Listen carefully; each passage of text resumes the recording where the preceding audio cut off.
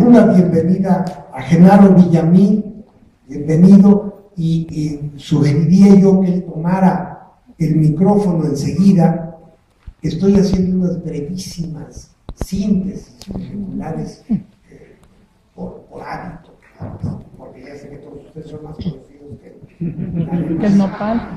Pero en fin, Genaro es licenciado en Ciencias Políticas por esta universidad, fue coordinador de la Unidad de Información y Comunicación y Análisis del Gobierno de la Ciudad de México, ha sido también integrante de la revista Crónica Legislativa, fundador de la consultoría Prospecta Comunicaciones y jurado en el Premio Nuevo Periodismo Iberoamericano. Hoy día es profesor de Estudios de Audiencia y de la materia Sistema Político Mexicano en la Maestría de Periodismo Político en la Escuela de Periodismo Carlos Septién García. ¡Bravo! ¡Bravo! Buenas tardes, una disculpa a los compañeros del panel. Me comí lo más rápido posible mi latita de atún que me invitó uno de los magistrados electorales. Estaba yo renunciando a mi haber de retiro, por eso me tardé un poquito en llegar. Pero yo sé que aquí hay haber de cariño. Claro, mucho. No, pues muchas gracias al maestro Héctor Vasconcelos por la invitación. Gracias a ustedes por estar en un viernes que siempre es complicado llegar a donde sea. Pero bueno, este es un espacio también de reflexión y sobre todo de un tema que evidentemente nos preocupa y nos ocupa, sobre todo a los que trabajamos en medios de comunicación, o al mismo tiempo que trabajamos en medios de comunicación estamos muy pendientes de lo que está sucediendo con la ley o la iniciativa de ley de telecomunicaciones que está atorada ahorita en el Senado, y lo que representa esto como uno de los ejes de los problemas nacionales. Yo quiero abordar tres ejes de este tema. En principio, venimos del mal diseño de una transición política en México que, a final de cuentas, ya vimos desde mucho tiempo antes que no fue una transición a la democracia, fue un largo camino hacia una restauración autoritaria. Y eso es lo que estamos viviendo constantemente, y los elementos y los síntomas de esto cada vez son mayores. Pero esta restauración autoritaria también, o esta transición fallida, por llamarla de alguna manera, partió de una tesis falsa, o partió de una promesa incumplida, que solo se podía lograr una transición política si hacíamos reformas electorales, si hacíamos reformas político-electorales que cambiaran las reglas del juego y garantizaran la autonomía del árbitro electoral, en este caso el IFE en el 97, y que con eso pues ya podíamos tener la alternancia. Y se olvidaron muchas otras cosas en la agenda social y en la agenda política de esta transición. Uno de los elementos fundamentales que se olvidaron o se menospreciaron o se minimizaron fue el tema de la democratización del régimen de medios de comunicación. Y curiosamente, la transición político-electoral coincide en las fechas con la muerte del creador del imperio Televisa, Emilio Azcárraga Milmo, en abril de 1997. Es ese mismo año que son las elecciones federales, quizás las elecciones que inician la transición o la alternancia, cuando gana el PRD del Distrito Federal, cuando el PRI pierde la mayoría en la Cámara de Diputados, cuando se forma el Consejo General del Distrito Federal Electoral, el IFE, el primer IFE, el que dirigió José Woldenberg, y ya se anticipaba o se veía venir la derrota del PRI en la presidencia de la República en el 2000. Todo eso estaba muy bien en el esquema, digamos, de un nuevo arreglo de partidos en medio de una crisis económica. Lo que simple y sencillamente se olvidó es que no podía haber democracia en este país si no se desmantelaba y se desmontaba uno de los fenómenos más importantes del sistema mexicano, que es la concentración monopólica de los medios masivos de comunicación y en especial de la televisión. Televisa no es el resultado de una brillantez empresarial del Tigre Azcárraga, sino la construcción esencial del sistema político mexicano desde la época de Miguel Alemán Valdés para el control social. ¿Sí? Televisa y todo lo que demás, y todo lo que orbita a su alrededor, TV Azteca, que es una mala réplica, y que es una mala réplica en lo peor, incluso, ¿no? Hasta en las prácticas gangsteriles es quizá mucho peor que Televisa. No es ninguna competencia ni ninguna alternativa, es la reiteración del modelo, de un modelo de control social a través de contenidos televisivos. Y en la radio, pues el sistema de dependencia o de codependencia de Televisa hace que, salvo 2 o 3 estaciones de alcance nacional, la gran mayoría están dependientes de la agenda informativa, de espectáculos, de entretenimiento o de publicidad que marca Televisa. Y en los medios impresos todo lo demás orbita de manera minoritaria en función de lo que establece la agenda de los medios electrónicos de comunicación masiva. Hasta el 2000, el 90% de los mexicanos se informaban exclusivamente por la televisión. Era una minoría, y sigue siendo una minoría, los que se informaban a través de fuentes alternativas, vía prensa, y lo que empezaba a ser el Internet. Pasaron 12 años de alternancia fallida, y en lugar de haber democratizado ese régimen de medios que heredamos de la dictadura o de la hegemonía partidista del PRI, lo que se hizo fue absolutamente lo contrario. Fue fortalecer esa estructura a tal grado de convertirse en una estructura por encima de los partidos, por encima del poder electoral y por encima de los poderes de la Unión. No es una exageración cuando alguien señala que son poderes metaconstitucionales, pero también son poderes fácticos y también están muy emparentados con el crimen organizado. Coincide esos 12 años con los 12 años del avance de los poderes salvajes, como llamó Raúl Trejo de Labra en una de sus tesis más importantes, y también coincide con la suplantación cada vez más peligrosa de la parte institucional por parte de los intereses de este grupo empresarial, político empresarial, que es Televisa y todo lo demás. Hubo 2 manifestaciones y 2 expresiones muy claras de la importancia y de la capacidad que tiene este poder para definir el futuro político del país. Una fue en el 2006, cuando doblegó al poder legislativo para que se aprobara la ley Televisa, que finalmente se matizó, se suprimió en algunos artículos en el 2007, pero también fue el factor determinante para que la izquierda en el 2006 no triunfara. Y dejémosle ahí que si triunfara o no triunfara, lo más grave de ese episodio, que todos lo hemos vivido y lo recordamos, fue la intoxicación social de la que fueron capaces de lograr. La polarización social en México en el 2006 no había llegado a esos niveles de racismo, de clasismo, de intolerancia hacia el diferente o hacia lo que opinaba distinto. Y eso fue un logro de la televisión, un logro entre comillas. Ahí demostró el grado de poder que pueden tener.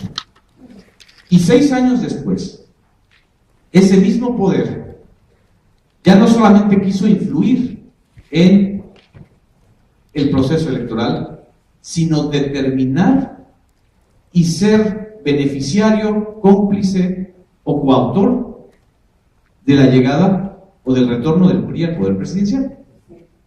Y para eso construyeron un modelo que está, ya no necesito abundar más, está ahí Enrique Peña Nieto, el político que hace 7 años era conocido por el 2% de la población a nivel nacional y que en menos de 6 años logra un índice de reconocimiento del 95%, que eso se logra solamente a través de la televisión. Ellos demostraron que son eficaces para construir modelos políticos exitosos en términos de presencia nacional, pero incapaces de construir políticos en realidad, políticos con visión de Estado. Y tan ha sido impactante el caso Peña Nieto que hay réplicas en todos los estados y en todos los niveles de ese modelo. Réplicas peligrosas porque significan un retroceso autoritario y porque significan un exceso de poder hacia el poder televisivo y un menosprecio hacia la división de poderes y hacia el poder ciudadano. Ahí está Rafael Moreno Valle en Puebla, que acaba de inaugurar la época prefascista en México con la ley Bala, ¿no? Chiapas con Manuel Velasco, en el Distrito Federal con Mancera, Veracruz con Javier Duarte y en el Estado de México con el Chapitas. Y el Ávila, en fin, y así hay muchísimos casos, pero se escandalizaron los de la clase política con el caso, pero al final de cuentas lo reproducen y lo replican. Y aquí llegamos al segundo punto que yo quería comentarles. El modelo Peña Nieto implica la aspiración a construir ya no solamente un monopolio económico o un monopolio de frecuencias, es la idea de construir un monopolio de la opinión pública. Nadie puede opinar contrario a los de tercer grado o al privilegio de mandar o La Rosa de Guadalupe. a Ciro Gómez Leiva, La Rosa de Guadalupe, periodista que acaba de inaugurar un programa matutino. Quiere competir con Cuauhtémoc Gutiérrez de la Torre. Es una tesis poco estudiada y poco analizada, pero es la aspiración no solamente de tener el 70% de las frecuencias de televisión más el 28% que tiene TV Azteca, que hacen el 99%, y tener el 99% de la publicidad en televisión y el 56% de los recursos privados de publicidad, más el 70% de los recursos públicos destinados a imagen, son las cifras que están ahí, sino dominar y controlar la opinión pública a través de una red de intereses y de complicidades. ¿Cuándo se consolida esta intención de un monopolio de la opinión pública? Un mes antes de la elección presidencial del 2012, junio del 2012, cuando la Comisión Federal de Competencia aprueba la fusión de Televisa y de Iusacell, que es la barbaridad más enorme que puede existir en términos, ya no hablemos solamente económico empresariales, sino en términos mediático informativos. Es la fusión de las dos grandes televisoras y además el avance de estas dos grandes empresas en el sector de telecomunicaciones, bajo el pretexto de que tenemos un gran monopolio que se llama Carlos Slim, y que Carlos Slim por acá y Carlos Slim por allá. Todos sabemos lo que es Carlos Slim, lo tacaño que es, lo poco generoso que ha significado su ascenso empresarial para la sociedad en México. Pero la única diferencia, y esa es la diferencia mayor entre Carlos Slim y Televisa, es que Carlos Slim, aunque quisiera, no puede construir un monopolio de la opinión pública. No tiene con qué, no tiene frecuencias, no tiene pantalla, ¿sí? Y no forma parte de la esencia del sistema político mexicano basado en el control de la ciudadanía.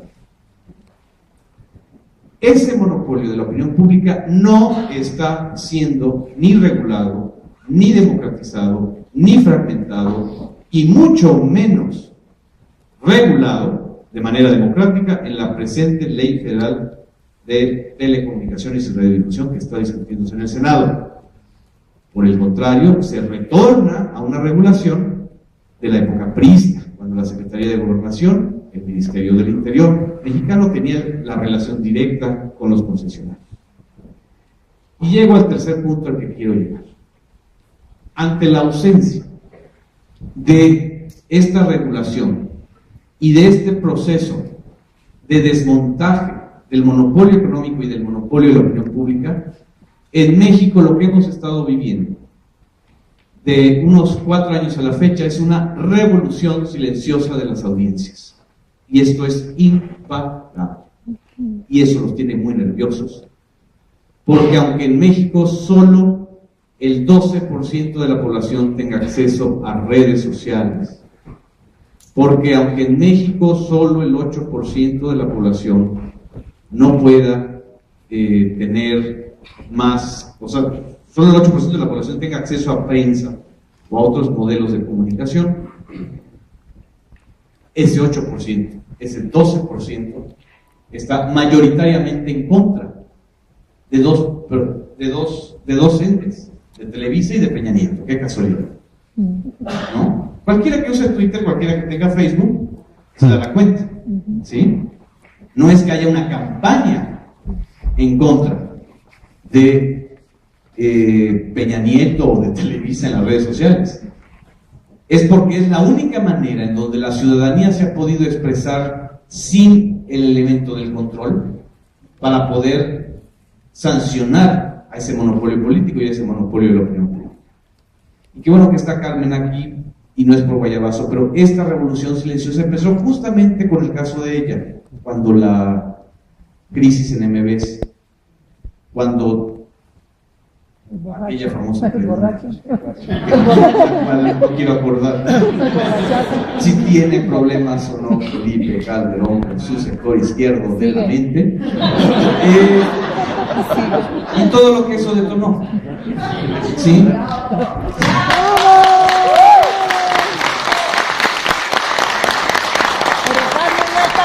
¿Qué fue lo que sucedió ahí? Y eso lo vivimos todos. Fue el basta de la audiencia. El basta de una audiencia que decía, carajo, nos van a quitar el único espacio en medio masivo que queda para poder escuchar noticias más o menos independientes del modelo de control de la opinión pública y de control político, ¿sí? Y pudieron haber pasado muchas cosas en medio, pero lo fundamental fue que ahí inicia un proceso incontrolable, pocas veces manipulable, de revolución silenciosa de audiencias. Y ese mismo fenómeno ocurrió en diciembre del 2011 en la Feria Internacional del Libro de Guadalajara, cuando ya todos recordamos los 3 libros que nunca leyó. Y vuelve a suceder en mayo del 2012 en la Universidad Iberoamericana, cuando intentan convertir el enorme fracaso de la visita de Peña Nieto a la universidad y su reiteración autoritaria con el caso Atenco en una visita exitosa. Bueno, bravo por los de la idea. El 132, el Yo Soy 132 fue el resultado de esa tendencia. Y ha vuelto a ocurrir una y otra vez, el 1 de diciembre y en estos meses, cuando salen algunos muchachos a la calle, pero millones en las redes sociales, a decir Peña Nieto contra Internet, ¿sí? No es un asunto menor lo que sucedió con el Internet, o con la demanda de que quiere libertad de prensa en Internet. No es algo menor. Es la expresión de algo que muy pocos políticos, yo diría que casi ninguno, ha podido detectar y valorar en la dimensión suficiente. Los mexicanos están hartos de ese modelo de concentración política y de concentración mediática. Lo que acaba de pasar con el haber de retiro de los magistrados No fue porque, pues, se arrepintieron. No, fue porque los lincharon en redes sociales y en los medios, porque había una manera indefendible de decir que estos señores que ganan 400,000 pesos al mes, más todos los privilegios que tienen, Cínicos. más los sándwiches de atún, de 100,000 pesos al mes que comen, más los negocios que hacen, son los jueces electorales, son los que tienen la última palabra en el proceso electoral. Y ahora se hacen a los ofendidos, a los dignos, y no tienen credibilidad. Entonces, ¿qué está pasando? Que una de dos, o van a venir expresiones de censura y de control de esas expresiones de la rebelión silenciosa de las audiencias vía periférica ahora, como está pasando en Puebla, en Chiapas, en Veracruz, y van a maquillar que a nivel federal, no, pues maravilloso, vamos a estar libres, van a respetar la neutralidad de la red, etc. U otra situación, que rebasen a la clase política, ¿no? Veo muy difícil que en esta ley que se está discutiendo en el Senado, esta ley secundaria, incorporen realmente los derechos de las audiencias y le quiten a la Secretaría de Gobernación la facultad de regular contenidos. Pero en ese sentido estamos viviendo el inicio de una transición a otro modelo de medios de comunicación que no habíamos vivido desde el 2012 y que se combina con algo que mencionó Humberto. O sea, con una grave situación económica, un absoluto desaliento de la población en menos de 3 años, no han cumplido ni 2 años de estar en el poder los que decían que sí saben cómo hacer. Entonces, como investigadores, como periodistas, yo creo que hay que estar muy al pendientes de esto. También hay otra tendencia, y no puedo dejar de mencionarla, de querer ensuciar las redes, de querer armar campañas de linchamiento y de intolerancia, de contratar cuentas falsas, de hacer linchamientos personales a los críticos, a Carmen Aristegui, a un servidor o a quien sea, a quienes rompan ese consenso. No tienen éxito porque no tienen credibilidad, pero se están gastando millonadas de pesos en esas campañas, ¿sí? Creen que las redes sociales se pueden manipular como a la televisión. Ya no, pero están ahí presentes. Y en ese sentido creo que estamos viviendo también intentos de guerra sucia en redes sociales como en el 2006. Pero solo lo dejo como un apunte para estar muy, muy pendientes de esto que está sucediendo. Muchas gracias.